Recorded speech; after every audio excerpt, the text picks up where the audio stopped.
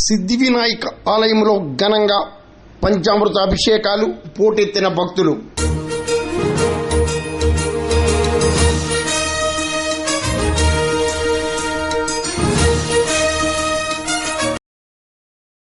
కాకినాడ జిల్లా పెదపుడి మండలం సంపర్లోని ప్రాచీన సిద్ధి వినాయక ఆలయంలో గణపతి నవరాత్రి వేడుకల్లో భాగంగా శనివారం ఏకాదశిని పురస్కరించుకుని పంచామృత అభిషేకాలు, విశేష పూజలు, సామూహిక అర్చనలు, అభిషేకాలు ఘనంగా జరిగాయి.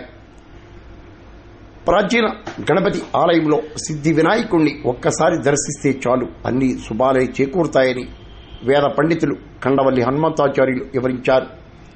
శనివారం శాస్త్రోక్తంగా ప్రత్యేక పూజలు, అభిషేకాలు నిర్వహించారు. పరిసర ప్రాంతాల భక్తులు పెద్ద ఎత్తున స్వామివారిని దర్శించారు.